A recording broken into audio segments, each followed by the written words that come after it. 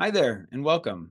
I'm Thomas Canavan, the Chief Operating Officer of the National Law Enforcement Officers Memorial Fund and the Executive Director of the National Law Enforcement Museum.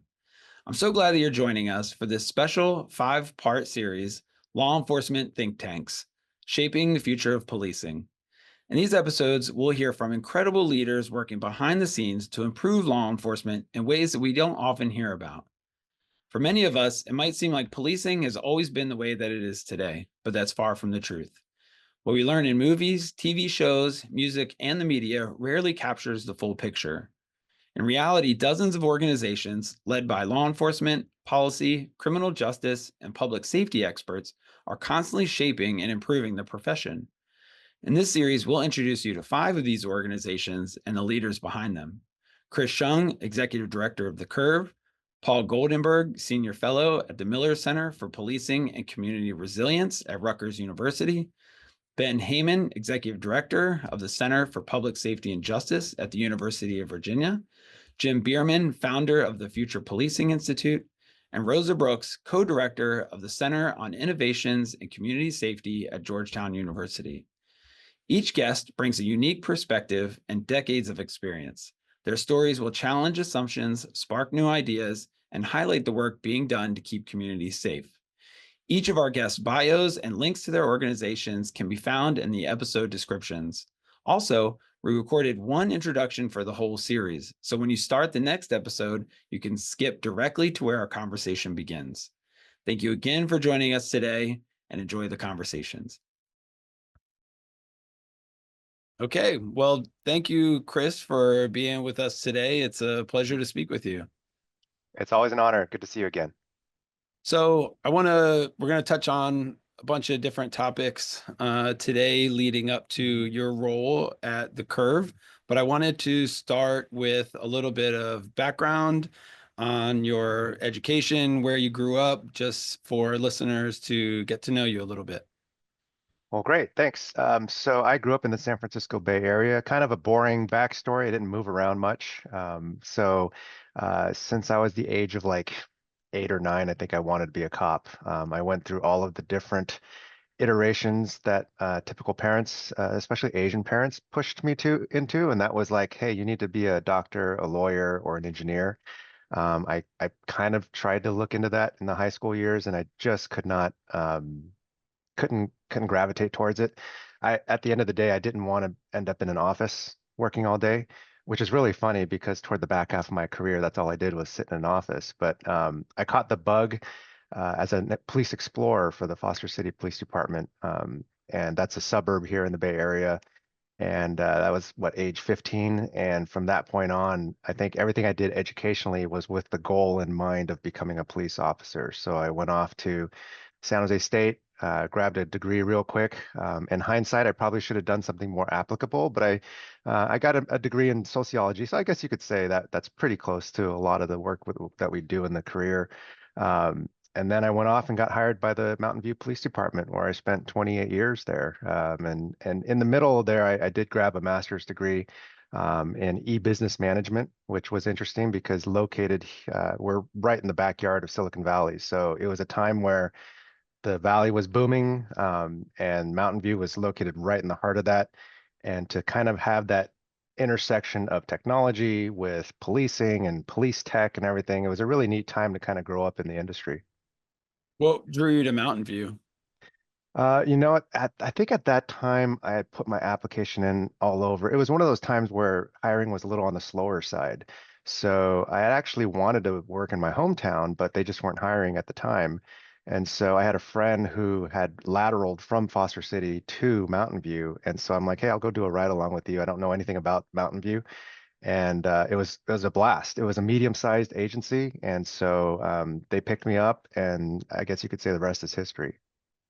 So at Mountain View, did you hold every rank within that department, or how did you went from rookie all the way to Mhm. chief, right? Yeah, real fortunate. It's Mountain View's about 96 sworn, so medium sized. I was fortunate to just get to move all over the place, pretty much doing most assignments, most all the ranks, as you mentioned. And being lucky enough to kind of come back into some of my favorite assignments like detectives and SWAT by virtue of the guy in front of me promoting. So there was always a spot for me as a supervisor, as a lieutenant, to stay kind of connected to those specialties. Hmm. And did that progression have a role in your leadership philosophy? How did being able to see each of those positions support that? Yeah, I think it's interesting when we're in the early part of our careers, it's all about action. We love going to the calls, the adrenaline, everything. And um, I think my leadership journey doesn't really begin until I'm, obviously testing to be a sergeant. And then once you become a lieutenant, you start to kind of figure out, well, what's my style? What's my communication style? And who am I, right? And I'll be honest, it wasn't until I was, I think, a second year as a captain that I really kind of settled in and go, okay, I think I know my voice as a leader. And um, to your point, it was because the leaders before me had put me in assignments, sometimes kicking and screaming. I remember being sent to internal affairs. Like no one likes going to internal affairs, but it's just so helpful for your career to kind of get that experience under your belt. And then I got sent as a young lieutenant to the administrative role. I'm dealing with everything from alarm permits to feral cats, and you're just like, this is not what I signed up for.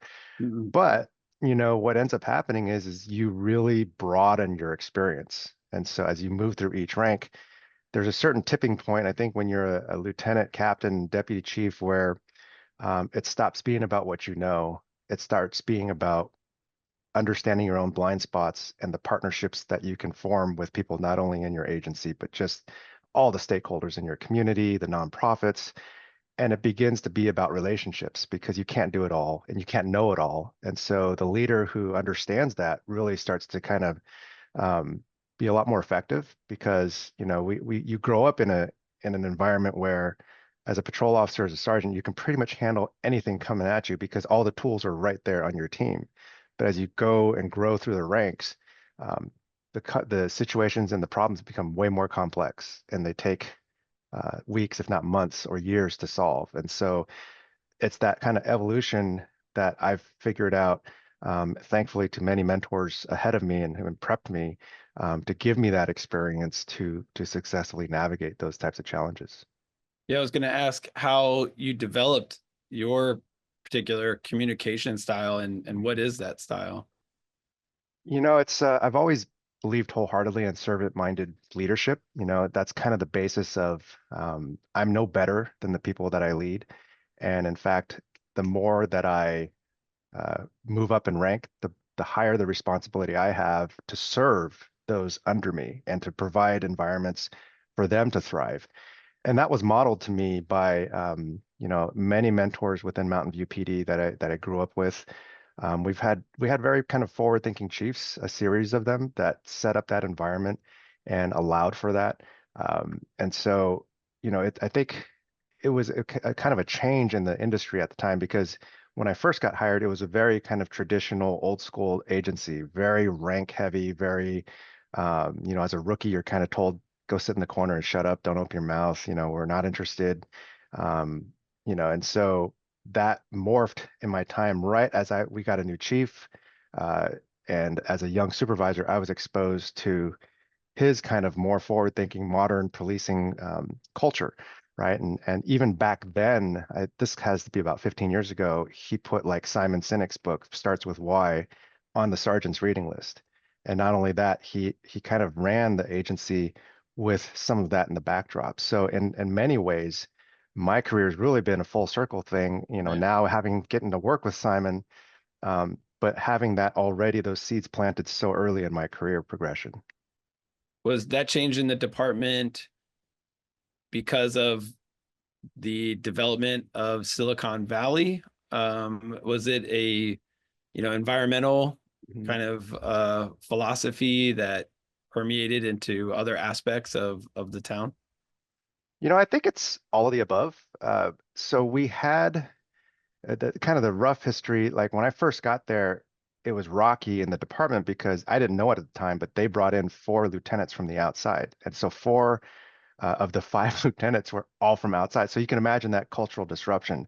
And then there was a chief that came in and is just really tense, a lot of labor kind of tension. Um, and that's right on the heels of when I'm starting to think about promoting. And so in comes this guy, his name's Scott Vermeer. He became our chief when he was 34. I mean, can you imagine going into an at-will position as a chief at 34? And he had young kids and everything, but he just thought differently. And, he stayed with us for 12 years. And so I began to promote first as a sergeant under him. And so you can make that argument in many ways. Yeah, there were a lot of those factors internally, but yeah, we're right next door to Google starting off, Netscape, AOL, Silicon Graphics. These were all companies, and these were the people that worked in those companies were our community. They lived in our community. So this kind of startup culture mentality, the mantra of, break things, learn, it's okay to make mistakes. Um, those do creep into the culture of the police department. So we do become, I think, more innovative, more willing to kind of challenge our own assumptions, but also willing to make smaller mistakes so that we don't make the big ones down the road. Yeah, I was gonna say we in law enforcement you don't have a lot of room to make mistakes, right? Hmm. So you have Hmm. to approach that carefully, I imagine. Hmm. Yep, absolutely. So within that uh, environment, you had both, SWAT tactical experience, but also high tech crimes that were occurring. Talk to us a little bit about kind of balancing those two things. Yeah, so it's funny because I always used to joke, and your older listeners will laugh at this because remember the old VCRs where the clock would blink and you Yep. couldn't, Yep. there was a certain class of people who were highly intelligent like me who could program that clock. I mean, Mhm. I joke, but it's like I always had this tech side of me. So um, I was a detective first, but then right around that time was when the FBI decided in their San Jose RA to create a high-tech crimes task force. And this to me was like, oh, this is the best of all worlds. This is like I can mesh my tech experience with, policing, right? And I didn't even get it the first go around. Like I was too new of a detective. So you can, I was so excited when I eventually got rotated into that spot and I got to work and watch Silicon Valley grow up and boom right around us. But also, like, this with any sort of big boom and anything, crime comes with it, right? There's always this matching kind of push and pull with crime and high tech crimes. It was just an incredible experience to travel the country and chase down, proprietary rights, chip remarking cases. In our day when we did a forensic takedown of a computer, it was like 400 megabyte hard drive was a big deal, and that was like a Mhm. week or two of work. Mhm. I'm really dating myself now, but yeah, I mean, it was just an incredible experience, and I got to also do the flip side of that is we had a collateral SWAT team, and I mean, talk about fun and the training and the camaraderie and the Mhm. operations we went on, and not only that, but to be able to promote. Every time I promoted, typically you'd get kicked off the team, but it just Mhm. worked out that every time I did promote, the guy ahead of me promoted as well. And so there was always a spot for me. So I got to finish my lieutenant years as the tactical commander. Oh, wow. At what point did you start thinking about law enforcement on a larger scale? That would probably be in the latter years of my lieutenant rank. Another Silicon Valley thing, it was this kind of intersection of social media with police departments, right? And a lot of police departments had a presence, but most in the country at the time, and this is like 2012, 2013, were using it like a fax machine. They would just blast information out, but there was no like interaction. There was no sense of humor or Mhm. humanization of your voice, right? And so Yeah. I partnered up with a buddy of mine who was at a next door agency, and we started to give talks on how to do this. And we experimented with just being human, and using it to message critical incidents. And being in Silicon Valley, the community loved it, right? They're all on these devices, they're all on these platforms already. And so when we, Mhm. as a police department, would share and interact with them online, this was second nature to this community. And so we began to go on the road show. And I'm not here to say that we invented it at all. I mean, it was popping up all across the country, different agencies being really creative. But we shared a lot on what worked, what didn't. And so I began to just see, watch the entire kind of uh, profession evolve with this huge boom in social media. What platform was that? What was being used at the time? Twitter and Facebook, and I think, and as far as we could tell, we might have been the first police agency to create a Twitter account. Wow. Um, so and to start using it that way, and we had the advantage because we could knock on, literally physically go into these headquarters of Facebook, Twitter, Nextdoor, knock on their doors and sit down with their engineers and developers.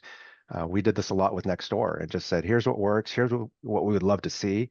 And they were very open to hearing that kind of feedback. Did you get pushback from other kind of circles within law enforcement? I mean, as you guys were doing this and it was kind of Mhm. new, not many people were Mhm. doing it. Were there people who were cautioning you against it, or was Yeah. there kind of any specific challenge that you guys were working to Uh, overcome? Absolutely. There was, I think with anything new, especially in our profession, everyone hates change, right? And no, there's very few innovators. I think there's a lot more now, but Mhm. sure, we got the eye rolls, we got, Mhm. the doubters, the haters, but in the end, I think, and this is where, your leadership journey takes you, is you start to understand that if you surround yourself with people who can keep you in check and can kind of give you the right advice and keep the guardrails on, really innovation is just pushing that needle little by little. Like I remember taking an executive leadership class, and it was a book called Leadership on the Line by Marty Linsky. And I actually got to hear Marty speak at Harvard. And he basically says, leadership is about disappointing people at the rate that they can absorb. And so Mhm. that really redefined the way I thought about, innovation and leadership. And what do leaders do? They lead. They have to go first on anything. And that means being the first to apologize, being the first to own something, but also being the first to try something new. And if it doesn't work and it fails, well, that's on the leader. So once I started to settle in and get comfortable with that, it really kind of defined who I saw myself, how I believed in myself, and kind of, I guess, my leadership brand moving forward. Mhm. And then once you became chief, what was your approach? At that point, it sounds like the leadership development was, incremental as you held different roles within the department. And when you became chief, did you have this kind of realization you get to put it all into practice? Was there kind of a stark difference from, the role you had before to now becoming chief? What was the culture that you were trying to implement?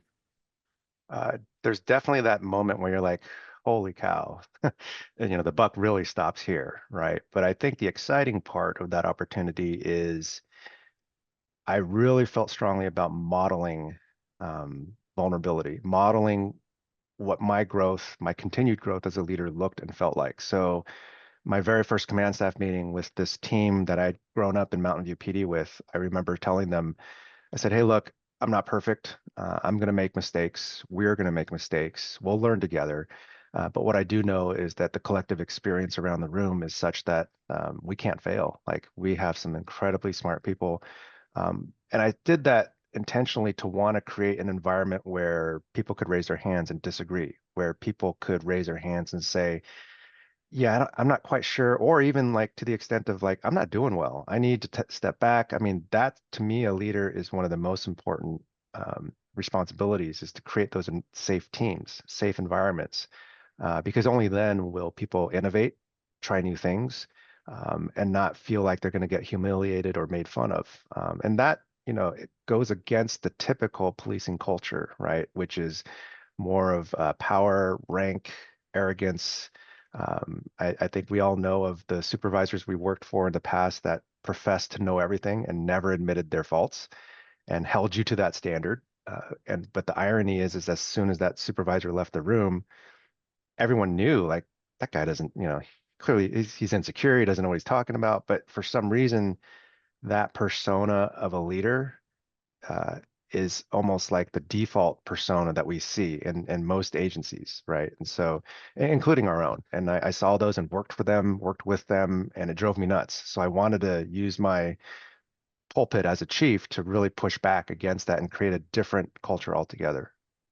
Was that, did you find that was happening in other departments? I mean, the ideas that you were putting forward as a chief, did you see that being modeled in other parts of the country? And who were some of the other chiefs that you looked up to that kind of Mhm. inspired you in that way?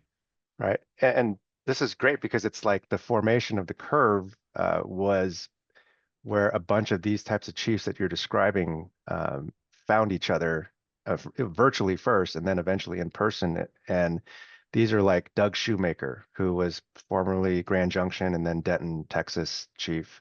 Doreen Jokerst, who was formerly CU Boulder and now in Overland Park, and Jack Colley and Castle Rock. These all become, future friends and leaders and mentors. And, we're all different. We have different styles. But if you were to look at each of our agencies, you would find a good degree of leadership humility, kind of this mantra of, I'm here to create this environment for everyone else to thrive, to be their best versions of themselves.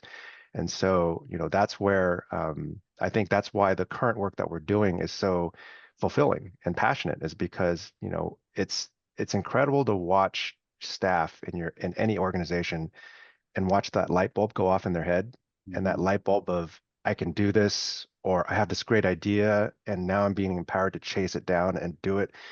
Imagine what that looks like scaled across every department, across every agency, where it's not no longer about the stress of dealing with admin, or I'm being treated terribly, or this is a toxic environment. Uh, we can't help but think that communities served by these agencies will thrive and benefit from healthy, thriving agencies. Mhm. So you left Mountain View in what year? 2022 December, I believe. And then you took a role at the San Mateo County Sheriff's Office. Mhm. Yes, So yes. tell us a little bit about that transition, why you made it, Mhm. and, kind of, yeah, what motivated you, and, how was it different from what you were doing at the city level? Sure. So, I'd been a couple years in as a chief, and I got a call from a sheriff who just won the election. She ran against the incumbent sheriff in San Mateo County.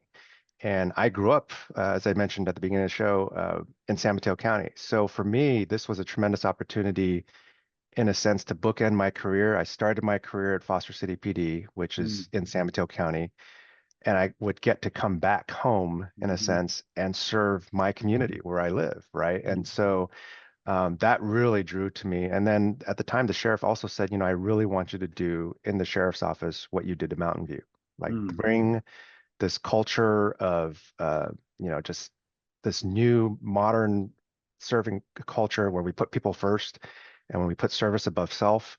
And so that was a tremendous opportunity to serve. I basically served as our undersheriff for about a year and a half, and that's the number two position. So it was very different in the sense of moving from the police department world to the sheriff's world, and Mhm. opened up my eyes. Tremendous learning experience. I can't tell you how much I enjoyed the time. Like it enjoyed meeting the people.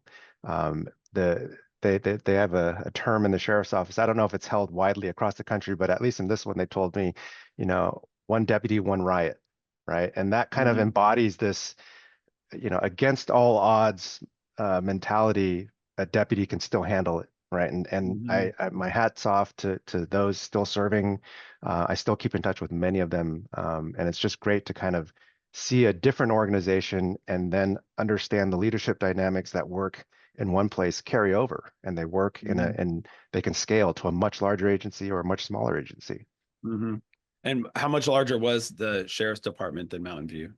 uh, a lot larger. So they had like, I think at the time, almost 400 deputies serving, Mhm. a geographical area that basically is everything south of the San Francisco border, right up to the city of Palo Alto.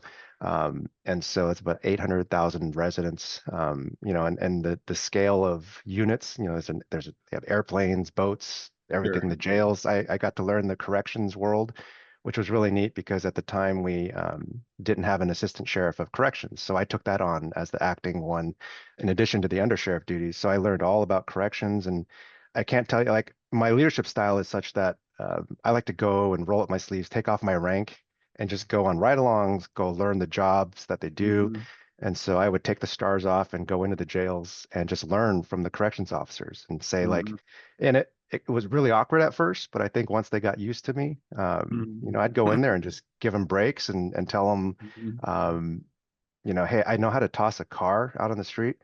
I don't know how to toss a cell. Can you teach me? Right. And to Yeah. me, it's a win-win because I learn about their roles and they feel like, and I got these comments where they would tell me, we've never had someone from the executive team come down here Mhm. and actually learn. Like every time we got visited in the past, generally it'd be followed by a memo that says we did this wrong or had policy Right. violation doing that wrong. But for me, it was about learning because you can't serve people, you can't lead people unless you actually understand their world, right? How are you going to Mhm. buy equipment for this unit, that unit, if you don't have some firsthand knowledge from them, feedback from them of what works and what doesn't?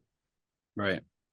How was it scaling up some of your ideas from Mountain Mhm. View, then going from, 90 Mhm. plus people to, 400? Right. Was there challenges during that process? Not so much, because I think at the end of the day, I understood that if you really peel the onion back on leadership, it doesn't matter what sector you're in, what business you're in, it's human dynamics, right? Humans leading humans who actually have to serve and lead other humans. And when you have a real good understanding of how you communicate, how you listen, how you have difficult conversations, how you model behavior, if you're consistent on that and you understand that about yourself, then naturally those around you, those you intersect with, if you're really proficient, have a high, we know this term to be emotional intelligence. If you have that and you treat and lead people in that manner, it's going to work no matter what sector you're in. There's just too many takeaways where, and other examples too. If you treat people poorly, doesn't matter what sector you're in, you're just a bad leader, right? So to me, it wasn't hard to make that stretch to you know carry over those human dynamics, carry over like what I had mentioned before, where, and I said this in our leadership teams at the sheriff's office, I said, my expectation of you all who are captains, lieutenants, sergeants is that you serve the people on your teams, right? And you create the environments for them to thrive. Um, to me, a sergeant who can make more arrests than their deputies is a useless sergeant, right? Because we're not paying you to make more arrests, we're paying you to lead. And Mm. we're paying you to create a patrol team that all of those deputies can be the best versions of themselves. And guess what's going to happen? They're going to make great arrests. They're going to make great cases. They're going to solve crimes. Mm. And so, yeah, it was a smooth transition. To me, it was proof of concept, right? That you could take leadership principles anywhere and deploy them, and it'll work. Mhm. And then where does your role at ICP come in? Was that while you were at Mountain View or hmm more Yeah, I recently? think I think I'd always been involved in ICP since I was a lieutenant and served on various Mm. committees. I did a few years on their PIO, Public Information Officer section, Mm. and then I think on their Public Perception, Ethics, and Image Committee, and then and last few years I got moved over and nominated for the Human and Civil Rights. So for the last couple years, I've been chairing that group, which is it's great. It's just this kind of again, it's anytime you can stretch yourself a little bit and get put in an assignment that you don't know all the answers to, but you're surrounded by great people who do. To me, that's my experience on the Human and Civil Rights Committee. Tell us a little bit about the role of that committee within Mhm. IACP. What are some of the projects you guys are working on? It's just it's a collection of some really experts in the field, right? Who just know. We have civil rights attorneys, we have people who work in the Department of Justice, we have local, state, federal, even international representation, and we teach and write and even put forth resolutions to for IACP to consider putting out. Some of the things we've been working on this past year is just this AI, right? AI is it's here to stay. It's a big topic of discussion for police leaders. But we approach it from a perspective of human and civil rights. Like, what decisions do leaders need to make when they're procuring this AI technology? What do they need to write in their policies to make sure that, the best cases, best practices are followed so that, human rights are not, violated in the process of that. And is part of that process informed by what law enforcement experienced through the facial recognition technology? Mhm. A few years ago, there was a Mhm. lot of conversations around how technology was being deployed. Mhm. And I imagine that there's parallels between the two. Absolutely. Personally, some of those companies kind of came up around the Mountain View area, so it's interesting Yeah, I was to going to to see if there was a connection between your Mhm. experience at Mountain View, just kind of in how you approach some of that technology. Yeah, because in Mountain View, a lot of times we would have startup companies knock on our door and ask to test out products. And so we would a lot of times enter into those agreements and just kind of not even beta test. I think it's like alpha testing these things. And Right. the neat thing is they were very open and receptive to our feedback. So, and I wasn't the only one in Mountain View. We had plenty of quote unquote nerds, right, who became police officers but had backgrounds in data management systems, all sorts of things, programmers, computer science. And so I think it was a great mesh and gave me kind of this view of how a widget in a startup becomes a product, which then becomes, a big thing. I remember Axon came to us before they were like really, really, really big. We tested some of their cameras that were like the size. I mean, they were like this big, and it sat on your belt, right? Yeah. And so I think that helps inform it. But, fast forward to where we are today, like the committee I'm on for IACP, like I'm the representative from the human and civil rights, but there's also the other committees that IACP have formed the subcommittee for AI, right? And man, there are some incredibly smart people in the room. Mhm. These are chiefs and leaders who just, I mean, on a technical level, really Mhm. understand AI. I'm laughing because one of them, I think, is a chief. He's also a pastor, and he gave a talk while solving a Rubik's cube all at the same time. And I'm like, I'm in the wrong room. Like, I don't, Yeah, I don't belong exactly. here. Yeah. So, um, I think all of our certainly all the episodes that we've recorded for the series up to now, people have mentioned AI, and I suspect that the other episodes that we have not recorded yet, it will come up as well. What are some of the things that you all are talking about just in terms of what law enforcement leaders need to be really aware of, or some of the challenges that we don't know yet, kind of how to solve? yeah, it's multi-layered because it moves so fast that by the time anyone and our technology committee understands this, by the time we come out with our white paper on AI best practices, it's already outdated, right? Right. And by a few times over. And then you have this instance where, it's this garbage in, garbage out. So if a chief is not careful about understanding how whatever product they're evaluating, like how does it get that data? How does it keep that data sound and clean? And how does it not have it polluted by, and we saw this with facial recognition early on, right? Where at the time we didn't know it, but news reports started to come out where, minorities and African American people in the pool and the data, it was like terrible. Like it would just make associations that should not have been made, right? And Right. so, and this happens because tech moves really, really fast. A lot of times, I think experience has shown us, and most chiefs know this, like when you're walking that trade show floor on ICP and you're being approached by all these people selling their things, very rarely is a software product fully baked and ready to go and tested. You're usually getting, version 3.8 and it's, they'll sell it to you and then they got to keep fixing it as they go. And that's just the way Silicon Valley works, right? But now you add that to AI and it's like it's moving so fast. Um, we just have to be super careful, but at the same time, it's kind of here to stay. And the other factor is I think most leaders, hopefully they know this, but maybe they don't, is that most of their officers are already using stuff, right? Like um, ChatGPT to write their police reports, right? And Mhm. so, yes, is that potentially a a helpful tool? Yes. Is it potentially, if you don't know what you're doing and just are being lazy, can that be a terrible tool? Absolutely, right? So um, I think it's almost we're at a point now where we have to teach our whole profession how to think about technology and evolving tech, not teach them what this is right now, because as soon as this class is over, it's already outdated, but just how to teach them how to evolve with the technology is a key skill that's just not really talked about a lot. Mhm. Yeah, it's almost like they need a kind of set of questions to ask, Hmm. regardless of what the technology is, Right, right? So right. to get in front of it to say, no matter what it is, if you can ask and answer these questions, Hmm. there's a greater probability that the data will be secure or privacy will be protected, right? Yeah. And you have to also mix in like what we did at the sheriff's office. I remember we were looking at some AI products and I kind of raised the flag and said, okay, what's really important is we bring the public along this journey with us. Like Mm-hmm. the public needs to learn what it can do and can't do with us. Mm-hmm.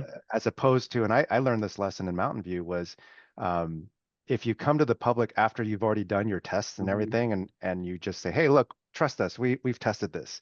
Well, Mm-hmm. that's great. I mean, but no, they deserve to kind of get on earlier on that train and learn with you, and raise the questions because if you bring them along the process, when it comes time to actually procure that and use taxpayer funds to buy something, you're going to have a heck of a lot more support as opposed to trust issues or doubt and what you Mm-hmm. plan on doing with the tech. Yeah, and there's probably people within the community that know a lot more Hmm. about that tech than Yeah, you. yeah. And so, yeah, I imagine if you can bring those people with you, they can help. And then they can also kind of be the layer between you and trouble in some cases, and Hmm. kind of Yeah. verify we went through this process and we learned about this together. And Hmm. so that makes a lot of sense. So how do you see law enforcement's role evolving in protecting civil rights outside of AI? What's the committee discussing and working on? Right now, it's a white paper on best practices, and it is trying to fill that void that I kind of described to you of here are your considerations. Like here's what leaders need to think about. We're trying to walk that line of not coming up with like a checklist that could be easily outdated, but philosophically, like, here's your considerations. If you're gonna test products, if you're gonna procure products, if you're gonna, what policy you should develop around that to ensure that as you're using it, that there are audit checks and that the data remains sound and that, it's protected and all those types of things to think about. And for anyone listening who doesn't know, and I don't think we've said it, IACP is the International Association of Chiefs of Police. Mhm. So when you create that white paper, what's the next step for where that information goes? And do you see the results of that work being implemented within departments? Do you have examples of how that committee has informed and changed law enforcement in some way? I think it's ongoing through, I mean, the committee is kind of a who's who of the top voices in the industry. And there's a lot of them are actually members of another group called the Future Policing Institute. Mm-hmm. Um, right. And Yep, so you've which will probably heard be of one this. of our Yeah. Oh, episodes. great. So, yep, we'll get to Yeah. hear all about it from Jim Bierman. Yeah. So, I think what we see or what I see is the smart ones in the room, and I consider myself one of the more idiots in the room, but just I'm really enjoying my time with them. Right. Yep. But Soak it uh, in. Yeah. yeah, right. They're going to be giving talks, right, at either ICP or at tech Mm-hmm. conferences, I'm just grateful that our profession has people like that, right, that Mm-hmm. will continue to educate us and not only on the tech, but how to bridge that to us as leaders in the profession. Mm-hmm. And it's just how we consistently will evolve, right? They're going to keep writing the white papers and the journals and articles, and the Future Policing Institute is a great kind of collection of those minds, and I think going to be a huge part of the profession moving forward. Mm-hmm. What are some ways that police leaders can strengthen relationships with marginalized communities? So thinking about Mm. kind of the civil rights side, violations that that may occur in different incidents? Mhm. And, does the committee play a role in that? Um, if you're talking about the Human and Civil Rights Committee, not so much because we don't have much of a mechanism for us to kind of get out into the communities because we're all from different parts of the country and the world. But I think the best practice for everyone is to take a step back and understand this concept of true listening skills, right? Communication skills. And it's interesting because listening skills and communication you would think are being taught in the academy. They're not really, it's true listening skills is perishable. And most of us are really bad at it. And we like to say that, true communication is not just hearing words that are going back and forth. It's actually hearing and understanding the meaning of the words. And so as it relates to the question you just asked, I think what I see too often across the country is a well-meaning police leader who sits down in a community meeting and then tells the community what they need to hear. But Hmm. the community, whatever that pick your concern, they want to feel heard, but the frustration level grows. It doesn't go down, it grows because they're not being heard. And so that's a skill that not only officers and deputies at the line level need to learn, but actually mid-level managers, line supervisors, and especially the leaders at the top need to model that, to sit down, hold space, and not create excuses or talking points, um, and instead model this kind of behavior where you can sit down in a really uncomfortable, tense meeting, but just make the other side feel heard and actually listen. And that's the beginning blocks of communication. Hmm. You said listening is perishable, and is it a use it or lose it? It's something that we have to practice. I think so because I think our default setting, and I'll use a marriage example, is you know it, we just want to explain everything or fix whatever the moment is, Right. right? It's if your spouse like slams the fridge shut and goes, "You left the fridge open again," well, that amount of emotion tied into that action, it's not about the fridge, right? There's Right. something else going on. But, Mhm. and I'll speak for the guys. I'm like, okay, the guys are like, well, I didn't leave the fridge closed that time or this time. And Yeah. and you're like, dude, you completely just missed the point, right? The Yeah. point, the point is, and this is the perishable part, take a minute, step back and go, ooh, it's not about the fridge. Hmm. Tell me what's happening. And then Hmm. when the tell me what's happening is happening, not trying to fix that, but Right. just the key word after that being, okay, tell me more. What Yeah. else? Go Hmm. on. Hmm. And then this cathartic thing happens where, it's just, okay, got it all out. There's growth that comes out of that. There's like progress, right? And let's take that back over the community level. Like we need to do Hmm. that a lot Hmm. more. Granted, on a lot of calls for service, we might not have the time. I get it. Hmm. It's not for every situation, but I guarantee you there's a heck of a lot of situations where we could be doing it, but instead we're just, explaining ourselves and not getting anything done. Yeah. Well, that segues, I think, well into your experience with coaching Mhm. and working with different executive leaders. Talk to us a little bit about your work there and how that began. It's maybe I see it as a way to pay back the profession. I am where I am now because I had the right mentors and coaches along the way. People who modeled what it meant to be a leader and what it meant to admit fault. So, towards the back half of my career, I got in touch with a lot of different coaches. One of my people I grew up in Mountain View PD with, her name is Jessica Nowoski. She was my deputy chief. She went on to found a executive coaching company Mm-hmm. called Athena Leadership. And in our discussions, I could see her passion to be a coach, and that kind of rubbed off a little bit. And then I was exposed to, I met Charlie Solano. I don't know if you've met him yet. He's the Mm-hmm. retired chief from Tustin Police Department in Southern California. Mm-hmm. He started a firm called Chief Leadership, and he goes up and down the state and actually across the country now, kind of coaching leaders at the top, right? And I think the biggest mistake that executives in our profession can make is to think that once they got to the top, they've kind of arrived and they don't need to learn anymore because they know it all. Mm-hmm. In fact, a good litmus test is ask any leader, like, hey, do you have, how many people do you have in your circle that can tell you that you're wrong or that you need to kind of take a step back? If the answer there is zero, it's like, okay, I know exactly this type of Right. leader you are and about to become Mhm. because, none of us are perfect and we're constantly learning and growing. Did you learn anything from that experience that surprised you that you didn't think was as common of an issue or as recurring as it was?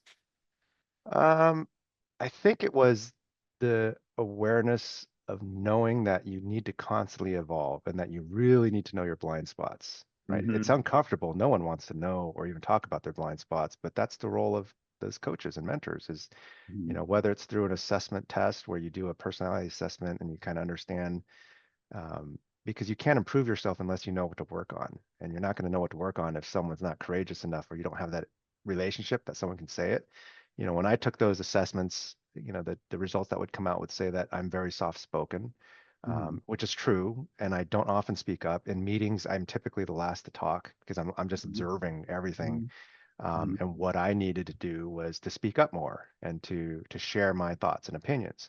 And then there were others, on our team who took the same test and said like they're too loud. They take up too much space and time in a meeting, and they had to work on the opposite of taking Hmm. space and observing. So it's the leader's job to kind of create that environment where they go, hey, let's all take this test. Let's all learn together and learn what our strengths and weaknesses are so that we as an executive team can function and learn from each other and move forward even more efficiently. Hmm. Um, so I'm curious about the officers that are serving under a chief and kind of their response to some of the different types of leadership styles. So you describe a chief who doesn't have anybody around them that can tell them when they're wrong. I suspect that there's going to be a certain type of culture within the officers, right, of that Mhm. department when that is present, and a different culture when there's a leader who welcomes that type of criticism and feedback. What talk a little bit about the differences between what's happening underneath those chiefs in those different situations. Yeah, it's a great question because it's so true. And I answer it from the perspective of having traveled all over this country and spoken to small, medium, large agencies, both on the police and the sheriff side. And what you see is a leader at the top who is dictatorial, who can't be questioned, generally speaks first in a meeting and leaders who speak first in the meeting kind of bias the decision making process for the rest of the meeting because no one's going to go against them. Mm-hmm. And then as it trickles down the chain of command, what you would see is like, let's say that there was some critical incident and it didn't go great. And so there's a debrief. Well, that debrief is going to be really interesting because I'm pretty sure, consistent with the culture that's already been set by that leader, is it's going to be very formal and like, hey, let's, this and that, but it's not like a true breakdown where someone can step up and go, yeah, you know what, that one's on me. I did that. Mm-hmm. The opposite side of that is, I don't know if you've ever seen the documentary, like they do this documentary on the Blue Angels. No, I haven't seen. I know of Yeah, it, but yeah, they do this debrief after every performance and they are brutal on themselves and each mm-hmm. other. I think I But heard that part yeah, actually. Yeah. but it works because the culture, it's modeled from the top. It's not done out of malice. It's not done to, make anyone look smaller. It's done for excellence, right? The Mm-hmm. leader at the top has said, we do this and we have this culture of analyzing ourselves and being hard on ourselves because our lives are at stake and this is what matters. And for excellence, we have to maintain this edge. And so in those agencies, when you have a leader at the top who's doing that, and let's say it's a critical incident that goes bad and the officers or the deputies are debriefing it, you would often see the team leaders step up first and go, hey, I'm going to own that one because, I didn't hear what this or that. I didn't know this or that. And that's where agencies thrive. So you can even take a 100,000-foot level and make this kind of generalization that, high performing, high EQ agencies are going to be less, they're going to be more innovative. They're going to probably be less liability or risk, in terms of things going wrong or even like financial payouts for claims and stuff, toxic environments where people are in self-survival mode. They don't want to make mistakes. Like that's really dangerous when you have these team environments where no one wants to make a mistake. So mediocrity is kind of the standard. Mhm. You're going to have mistakes. You're going to have probably more catastrophic type of incident failures. You look at the examples across the country where there's like really bad use of force and stuff like that. To me, I see culture. I see a toxic culture where a sergeant probably promulgated or facilitated that kind of culture. A lieutenant probably turned a blind eye to that environment, and probably a captain, deputy chief, and a chief who either tacitly knew about it or just like kind of like, well, good, we're still getting results, right? And Mhm. so, again, everything, all roads go right back up to the top on creating this culture, right? So culture is kind of king as it relates to the whole vibe and what it's like to work in an agency, what it's like to even live in that community. It oftentimes kind of dictates the relationship between the police and the community. And so I imagine in the situation where the chief is open and has a different relationship with their team, that communities are safer. Mhm. Is that safe to say? Um, it's hard to prove. I can tell you anecdotally, agencies that are more have a chief at the top, as you describe, morale is better. Um, sick leave abuse, toxic kind of stress-related issues are lower. People enjoy being around each other. And so anecdotally, I could tell you that, those officers or deputies in those environments come to work feeling fulfilled. They enjoy doing what they're doing. They like who they work with. And when they're out in the community and interacting with the community, they're probably more of a better version of themselves. And the opposite is true too, right? If you have a toxic work environment where it's retaliatory or people fear, they operate out of fear of an IA or, getting moved out of an assignment, um, that toxicity will show itself up in health and sick leave and morale, overtime, abuse, and all the other host of alcohol, drugs, everything like that. And then guess what that officer or that deputy looks like when they're out in the community? Well, they're definitely not the best version of themselves. They're probably really stressed out, really short, really curt. They're not going to be fun to be around. So, pick your poison, right? Yeah, I guess I probably shouldn't have said safer. There's a lot of factors Mhm. that go into that. But in terms of community relations, and I certainly what you describe, I would imagine that the relationship with the community would be improved. Absolutely. Yep. So, building off of your experience working with law enforcement executives around the country and your career in law enforcement, you're now the executive director of the Curve. And let's talk a little bit about how that began, and we can work into some more specifics about what Curve is working towards today. Sure. So if we dial the clock back to the summer of 2020, I think we all remember it was just crazy, right? Across the country, we saw a lot of communities and activist groups rise up against police departments and sheriff's offices. And so Simon Sinek at the time had already done a lot of work with the military, had done a lot of work with the police departments, and even in his third book, Infinite Game, there's a chapter devoted on the Castle Rock Police Department in Colorado, and that was Chief Jack Cawley. So Simon calls Jack up and says, "Hey, Simon's, he's hearing from his friends who are crying for police reform, but he's also hearing from people he knows in the policing industry about, their struggles and how hard everything is." And I later asked Simon, why'd you start the curve? Like, why, what's feeding this? And he goes, I love impossible problems. And so policing in America is kind of an impossible problem, right? So Simon calls Jack up and says, hey, can you get together some of the more forward-thinking chiefs that you know of, and let's jump on a Zoom together. And this, I knew Simon through, I'm sorry, I knew Jack through IACP.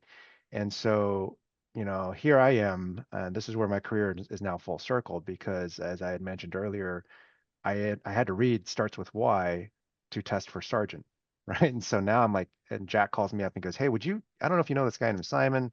You want to go on a Zoom with him?" I'm like, "Dude, this would be awesome." Mhm. Right. And so here I am on the Zoom. I think I'm secretly taking pictures of the Zoom grid and sending it to my Right. wife. And I'm like, I can't believe this. But you know what we find out is as we go around the room virtually, we find out that no matter where we were across the country, we all felt the same thing as police leaders. And that was this tremendous amount of stress, pressure, betrayal, um, and felt like we got to do something, but we just don't know what we can do. And that call ends up becoming like a quarterly call. And that quarterly call ends up becoming a retreat that we all meet up in person. And we kind of figure out that the policing culture is needs to evolve, right? And I think if we're really honest about policing culture, we have to admit that Hollywood has more of an influence on our culture than we do ourselves, right? Because Mhm. the iconic police American show is a thing. Like it's pick your genre, whatever, but it's got its own. And a lot of times it's like the tail wagging the dog where we behave in ways or our young officers behave in ways because they've seen it on TV or a movie somewhere, right? And it's subconscious, or sometimes it's conscious. Look at Live PD. You can tell Mhm. when they're playing it up for the camera and stuff like that. So what's missing are leaders at the top who create their cultures by design, meaning like daily almost like driving it towards a flag planted on the horizon somewhere. Because if you don't have a culture by design, then that means you have a culture by default. And a culture by default means that you just let it happen and you let external Mhm. forces force just kind of take it. It's passive. It doesn't happen overnight. But a culture by default is just like, a leaf in a river. It just kind of moves and before you know it, it's off course, right? Mhm. And so therein begins the creation of the curve where it's like, no, culture is what we really need to harp on. We need to create cultures that are vibrant, cultures that focus on human skills, cultures that focus on modeling vulnerability. And the name of the curve comes from Simon. He does a lot of talks. And if you do a Google search on the term law of diffusion of innovation and Mhm. Simon Sinek, you'll see he talks about this bell curve. Every organization has a bell curve, and the front of the curve are your innovators and early adopters. Middle of the curve are your early majority, late majority, and the back of the curve are your laggards. Well, cops generally fall into the middle, right, where they don't want change, but they don't like the way things are, right? And that's kind Mhm. of across the country. Um, and so the curve is meant to focus on the early adopters and innovators, the leaders who go, there's got to be more. There's got to be a better way. There's got to be a way that we push the profession forward. And I want to specifically call out, like, we're not here to just like dismantle the way everything's been done. It's almost like a yes and not a Mhm. yes but, right? So Mhm. on top of all the technical aspects of what we do to train our folks, and we do a pretty good job of, um, defensive tactics, driving, policy, like that's not going away. The curve is not here to say that that's bad. What the Mhm. curve is here to say is on top of that, we also need to add in human skills, perishable skills, how to have those difficult conversations, how to model vulnerability as a leader so that that culture is pushed down through your organization. Mhm. Because we find that organizations that have better morale and everything like we've talked about. So the curve is now, 3.5, 4 years into it. I slid into the executive director role last September. And so prior to that, we had a slow start, mainly because, as you know, when you have a bunch of chiefs on the board, we have great Mhm. ideas, very Mhm. little time to execute anything, right? And so when I retired, that gave us one of the time to and energy to really start to advance and formalize this nonprofit. And it's exciting because it's growing. I mean, most across the country have heard of it, and when they hear and learn more about it, they want to learn even more. Mhm. And what it does is it also brings in outside leadership concepts from other sectors, especially because Simon and his network, they know so many people, right? And what I found is that there's so much crossover because, like I'd mentioned before, it's human skills, it's human dealings with humans. So Mhm. just that's why we can learn from the hospitality industry. That's why we can learn from the medical industry or the educational industry. It's not to say that we have to do everything that they do, but there is certainly things that we can learn on how their human dynamics operate and how we can. I mean, one of the most successful webinars we've had was with an author by the name of Will Gadara. And Will Gadara wrote a book called Unreasonable Hospitality. The book talks about the creation of his restaurant in New York. I think it's called 11 Park Madison. Took it from nothing, not nothing, but just a normal restaurant to the top rated restaurant on the planet. And in that Mhm, book, he talks about the human factors of how to lead people who serve people. Well, mhm, what do we do in police departments and sheriff's offices across the mhm, country? We lead people who serve people. And so those dynamics, those leadership struggles and what works and what doesn't can easily be brought over. And when we did that webinar and Simon and Will were just talking back and forth, the feedback I was getting from chiefs across the country was just incredible. They're like, this is what we need. This is exactly, it's mhm, inspiring. We want to learn more and do more. mhm. So I want to go back just a little bit and talk about some of the nuts and bolts of the earlier days. So Mhm. for anybody who's listening who may not know, who is Simon Sinek? So Simon, he's written 3 books. One is Starts with Why. The other one is Leaders Eat Last, and his last one was Infinite Game. He's got one of the highest viewed YouTube videos on TED Talks on the planet. Google search him and just watch a couple videos, and you'll understand that he's just very inspirational. He bills himself as an optimist, right? His company is called the Optimism Company, and so in a world where everything is upside down, high stress, pressure, and just it's just rough, he's like a bright light, right? And so it's exactly what policing needs too, that kind of like alternate kind of way of looking at things, thinking of things. Doesn't mean everything's perfect every day. It just means as leaders we have these certain responsibilities, right? And how do we inspire our people to be the best and to be passionate and enjoy coming to work. And so a lot of what he brings and the people that he knows in his network at the curve, we're able to bring that and transition it over. And because the curve, the founding board members are all active chiefs and sheriffs, we're able to very easily translate, what someone over here in the military might say, and then say, well, this is how it applies to us in the policing world. Mhm.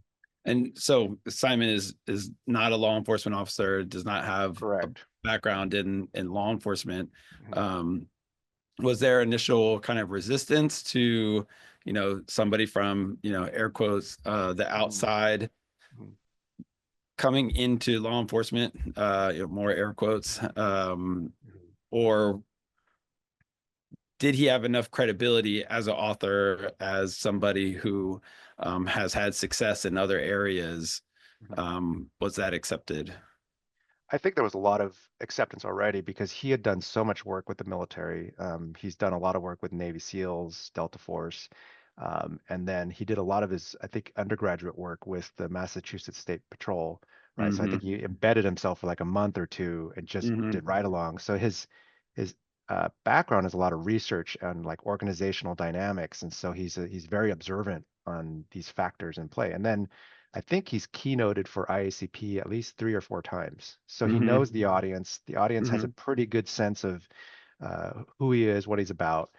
Hmm. And so, have we had pushback? We've had some, and I think most of the pushback I see is from people who think we're trying to call what we're doing now soft or trying to replace, Hmm. which we're not. Like this is why I make sure to say it's and on top of that, we want to add Hmm.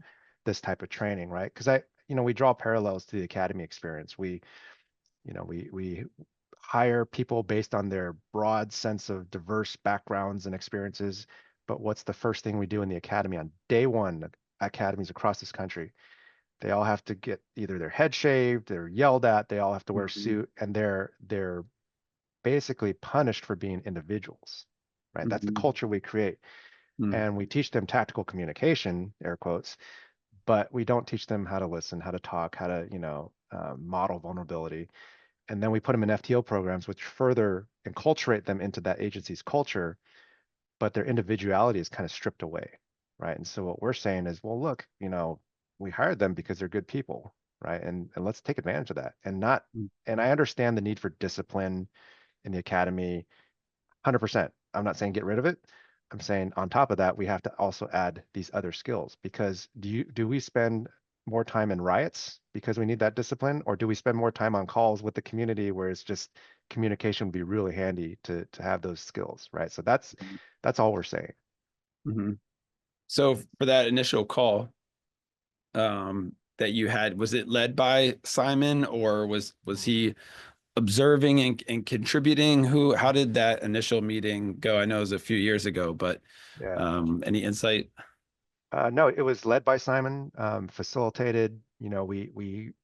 I think the best thing that happened was very quickly he created this kind of environment where we could open up and share really deep down our vulnerabilities, insecurities, what's working, what's not, our frustrations as chiefs and sheriffs.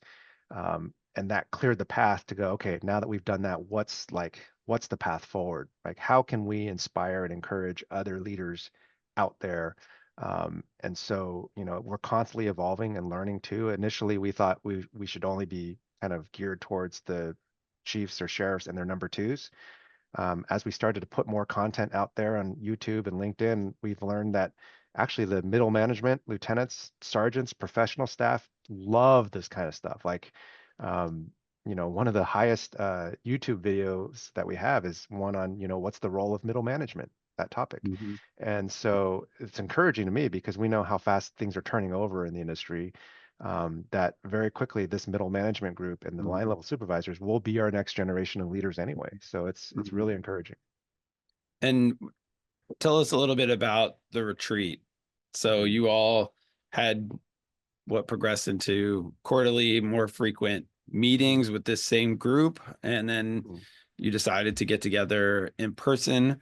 mhm. What was the kind of structure of that meeting, and what came from it? 2.5 day retreats. We've done four of them now. Mm, And we have kind of a core group. Those are the founders, but we've also had people from across the country just come in. Some have dropped off, which is fine, but just different voices and perspectives from agencies large and small. And again, we take a lot of time and energy to make it a safe place, right? And it's not a kumbaya session by any means, but it's just like, hey, mhm. let's really talk about the issues, right? And this frustrations we've all learned, in our growing up in our agencies. Sorry, I was about to sneeze. I know. I saw For anybody listening, they didn't see that, but it was a moment. So in terms of, I think you might have touched on it already, but the gap that curve aims to fill in policing, what's that specifically? that. Just providing that missing bit of inspiration, passion, and actually hardcore like skills, human skills too. Like, when we're developing content now to fill that gap, that need on, how do we teach our folks how to have a difficult conversation? Because when we promote people, we send them to the schools that kind of check the box for state mandated regulations, and they teach tactical things, or they teach like checklist things, but they don't Mhm. actually teach, or very few of them teach, how to actually understand your own communication style, how you listen, how you talk, and how you're heard, and then how to do the same with whoever you're having that. So if you're a brand new sergeant having to counsel someone for the first time that happened to be Mhm. your beat partner, that's a Mhm. really awkward, uncomfortable conversation that most of us, myself included, did not have any training for.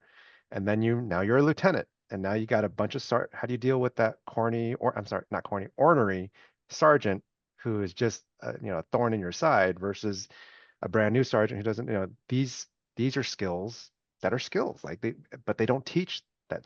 We don't talk enough about those types of things. So we want to Mhm. fill that gap.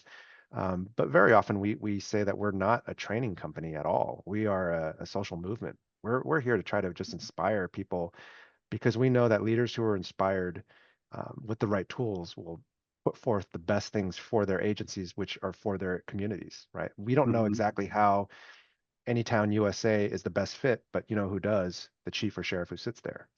Mhm.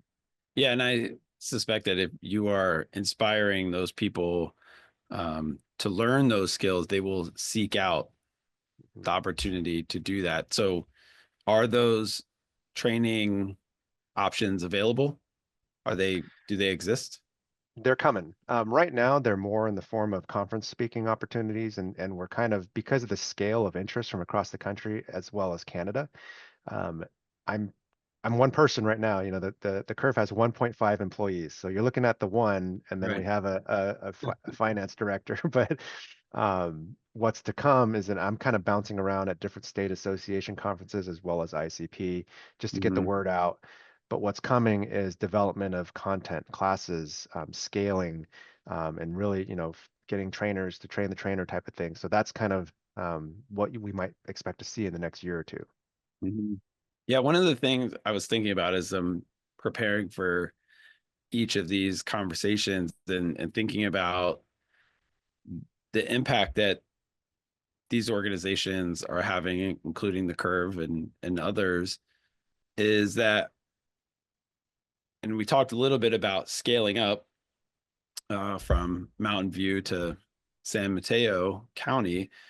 How do we scale up what the Curve is doing, what the Future Institute is doing, what the Miller Center is doing to reach 18,000 agencies?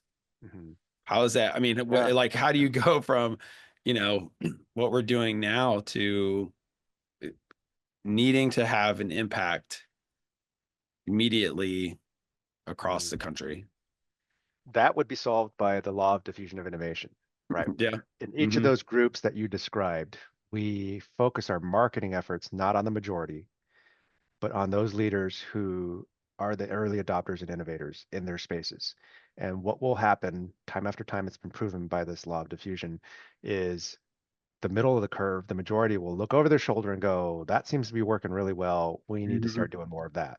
Right. And then Hmm. more agencies and more leaders will start. And I've seen this, like when we first started 4 years ago, Simon, I remember him telling me, he goes, hey, when you give your talks at these conferences, and maybe there's 300 people in the room, he goes, my guess is you'll probably have 10 to 15 people at the very end of the talk who come up to the front of the stage and Hmm. want to learn more. He goes, that's who we focus on. The people who Hmm. walk out the back, no problem. That's good. We try to get them exposed, but we focus on efforts on the small percentage that comes up. Now, fast forward 4 years, that group has actually grown a lot. Like our Hmm. LinkedIn Curve page is up to 5,700 people, and that was only started, last year. And Hmm. so, we have this kind of building momentum of early adopter leaders who are thirsty and want to learn more and understand the profession needs to continue to modernize. And so we'll keep feeding them, the content and the training necessary. I mean, everything right now is free. We don't have a product to sell. Like everything that Hmm. I'm describing is on our YouTube channel, it's on our LinkedIn page. And so we're doing what we can to just kind of encourage the profession to continually modernize. Hmm. Um, so in the law of diffusion, where do we need the most growth, right? In each of those sections. So you have, I forget the name of each of the sections, but you have the innovators right there at the very Mhm. beginning. And then you have the second group. Is it in this second group where we need more people pushing out what the innovators are doing? Do we need more innovators? Where do you see the greatest need? I think it's identifying and getting the word out to the early adopters and innovators, right? And Hmm. and what the law of diffusion says is it'll hit a tipping point. Once you have, I think it's 13.5%, Hmm. um, a tipping point happens where now it becomes the majority, the early majority, right? Hmm. And so, we're not worried of the date that'll happen on. We just know it will. Hmm. And so the challenge is, leveraging technology and stuff to get the word out. And that this is why our approach is mainly to, try to hit up the different state associations. So if Hmm. any of your listeners are, the directors of those state associations, we're more than willing to come out and talk and just share what it's about, and just kind of uh, encourage them to be thirsty to learn just a little bit more. That's all we're asking. Hmm. Hmm. One of the things that I read um, is the Curve's goal is to protect the vulnerable from harm. Hmm. Is that a Curve goal or is that a goal for policing? Explain that a little bit. We focus a lot on language. Language really matters, right? That's why we don't use the term law enforcement, because law enforcement is a portion of what we do. It's a very important portion, but it doesn't define what police officers and deputies across the country do every day. Like in their typical day, they're doing Mm-hmm. so much more than just enforcing laws, right? And Mm-hmm. so to that end, the phrase protect the purpose of police is to protect the vulnerable from harm. Um, it recenters what the priorities are, right? It's, most value statements or mission statements talk about to protect and serve. Okay, but do people really get behind that, right? But when I tell people, or if I tell officers, your job is to protect the vulnerable. Now that means different things in different situations. If you're in a foot pursuit down an alley, you jump a fence, and now you are in the worst knockdown, drag out fight of your life with a suspect. The second those handcuffs go on, is that suspect vulnerable? Yes.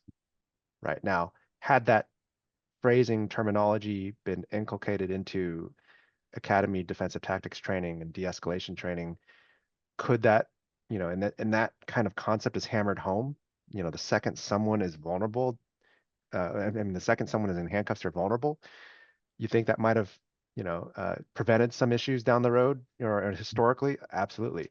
But there's also other elements of this, right? Our own people can be vulnerable, right?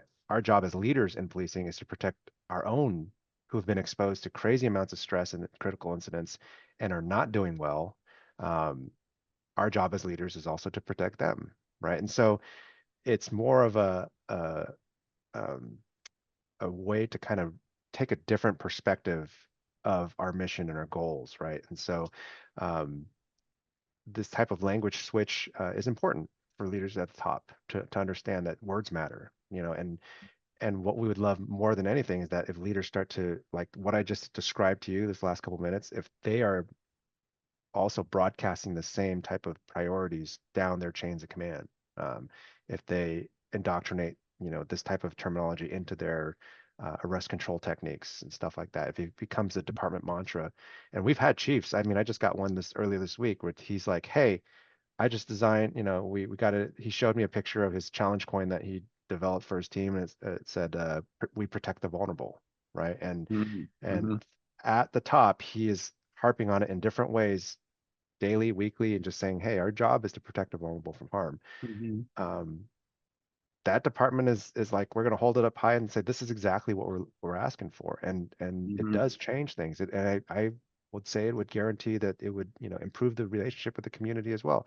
And here's the other thing: is I've sat down with many activist groups, reform groups, um, the so-called people who want to just kind of change or abolish policing, and I talk about protecting the vulnerable, and for the first time, they're like, this is exactly what we've been asking for. Like they can Mm-hmm. get behind this message as well. And this is the power of words. Mm-hmm. I imagine that's hard to do for um, an officer that, they've been looking for a particular person who, it's been a challenge to capture, has been committing crime after crime, and in some cases is causing serious harm and, death, right? And so Mhm, you finally get that person in your mhm, custody, and, and then to switch mhm, to having to now protect that person mhm. Yeah, seems like that's a tall order. it is. And that's why this job is not for everybody. And that's Yep. why, this is why we're called professionals. And it's not just Mm-hmm. some easy, blue collar job. This is a profession. And Mm-hmm. it requires we find the right people, but it also requires that, we meet those standards and the ability to switch it off. Because if you can't, then Mm-hmm. you shouldn't be wearing a badge. Mm-hmm. So with Curve focusing a lot on culture within law enforcement and less on policy, was a specific decision, a direction that you guys decided to go, or is policy something that you think the Curve can influence, and if not, why not? Um, I think because there's plenty of others in the field that are doing the Mm-hmm. policy work, right? What we saw was a lack, a need, and that was a vacuum of inspiration, Mm-hmm. right? And that's kind of the void that we fill. And so, not to say that policy work is bad or anything. It's needed. I think it's just what's missing in this side of things is the inspiration and kind of the joy of watching someone's light bulb go off in their head and the after effects that that has on a team or an organization. Mhm. Is there, or I guess, talk a little bit about um, what you are, in large part, the curve, the 1.5 staff for the organization. So aside from speaking engagements, you do a lot of work on social media. Are there convenings, or are there programs that you have or are developing that law enforcement officers can take part in and learn from the curve? Yeah, we actually have a conference coming up on April 24th. And so that's a 1 day thing where we'll bring in leaders from outside of policing to talk in person. We'll probably be doing more conferences in the future. The best place to get our kind of continued content is on LinkedIn. Mhm. And we're redeveloping our website right now. So eventually, when the website's up and running, it'll have a resource library, all free. Like it's just all, videos and articles. Right now on the LinkedIn side, we're putting out articles and blogs like 2 to 3 times a week on a variety of different leadership topics.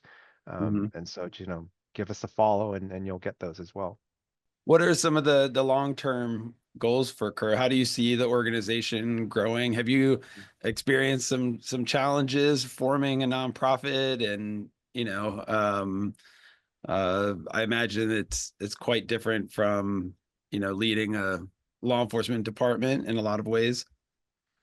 Yeah, it's funny as I actually had this exact conversation with Simon. I said, "Hey, I know how to run a police department. I could probably get dropped into any police department right now and probably do a decent job." I go, "I don't quite have the same skill set for a nonprofit." And he laughed. He goes, "Well, welcome to the world of entrepreneurship." Like he's been there. Like, Yeah. um, basically it's like I am now in take me out of my comfort zone and I'm in the new learning phase and that's fine. And he's been nothing but supportive. And so it's a fun time personally for me to learn and Yeah. stretch, right? And to learn the Yeah. nonprofit world. What's neat is I've met so many people across the country like you, right, who have different pieces of that puzzle. And Hmm.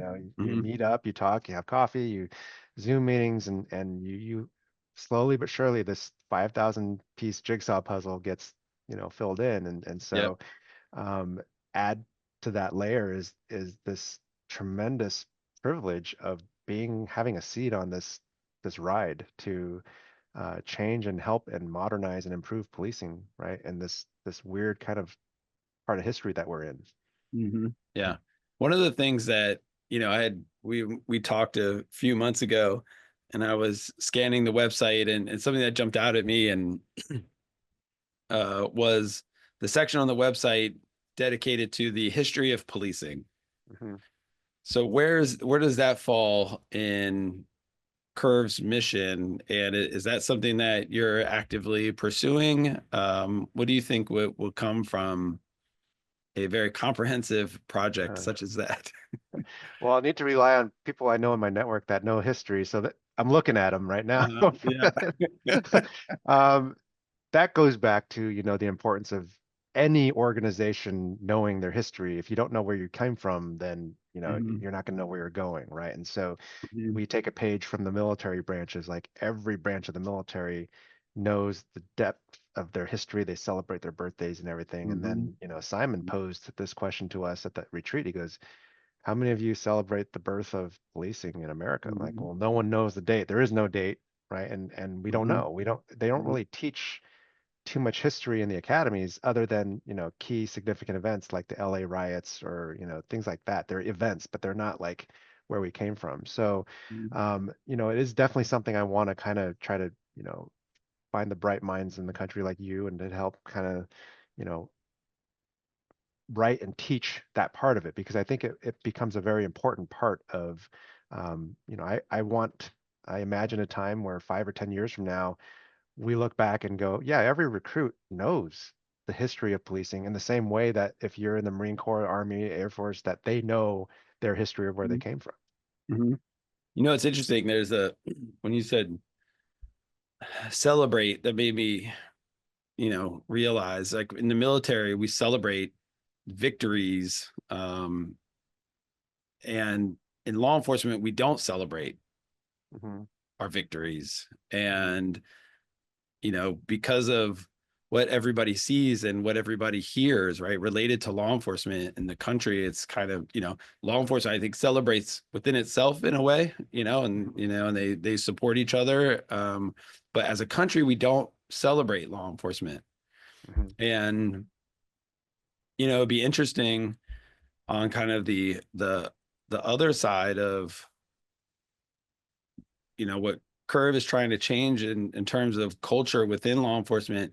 How do we change the culture? And one may come after the other, right? But changing the way we celebrate law enforcement within the culture of our country and our communities. Mhm. And I think that is something that we outside of law enforcement have to be responsible for, right? And Mhm. take responsibility Mhm.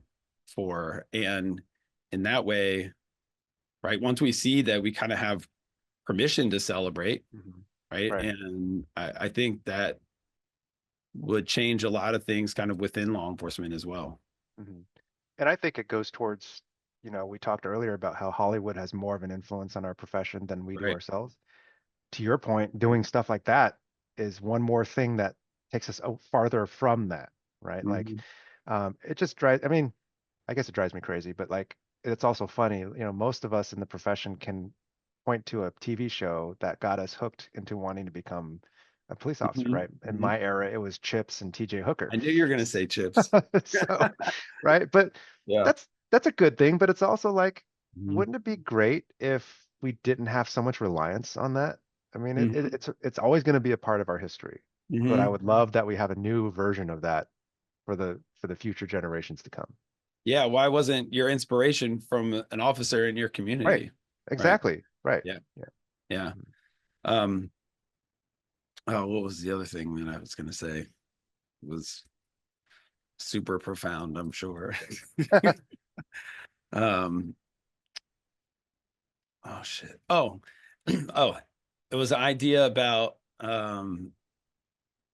collecting the history of law enforcement. The part that is complicated, especially here within the United States, is that we have 18,000 Mhm. agencies, right? And Mhm. so, when I saw that on your website, I was like, good luck, Chris. I don't know how you're going to do that. I mean, we don't even, we don't have that here at the National Law Enforcement Museum, right? And Mhm. granted, Mhm. we're quite young, and hopefully we will one day, but even in terms of the resources that we have here within our collection and the museum, you know, being able to capture the full history of law enforcement in every community since it begun across the entire United States is a massive endeavor. So it leads me to an idea of training or providing a way for departments to write their own history, Mhm. and then we aggregate it in some way, Mhm. and then using chat gpt we put it all in Of course. Yeah. there. Well, it's Right. like, yeah, it's like those efforts, the oral histories that Yeah, the yeah. National Archives collects. I mean, it's like that, right? Right. Somehow you collect it and then data mine it. Yep. I can already see the booth in your museum where you Yeah. type in the prompt that you want to hear from, and boom, it's like, Right. Right. yeah. Yep. Mm. So there's a way. We will Yeah. figure it Oh, let's do it. out. Okay. All right, good. Well, let's end there. This was Okay. a great conversation, Chris. Mhm. It was a pleasure to hear all about your career and the work of the Curve, and Mhm. I'm sure there is much more to come from you and Mhm. Simon and the extremely awesome advisory board that you guys have put together. Awesome. Thanks. Thanks for the honor of being a part of this. Absolutely. We hope you found this conversation enlightening and will join us again for another edition of Icons, where we introduce listeners to incredible people working within law enforcement who have had a profound impact on the community. These one on one interviews provide insight into their lives and careers so we can better understand their challenges and recognize their bravery, commitment, and sacrifice.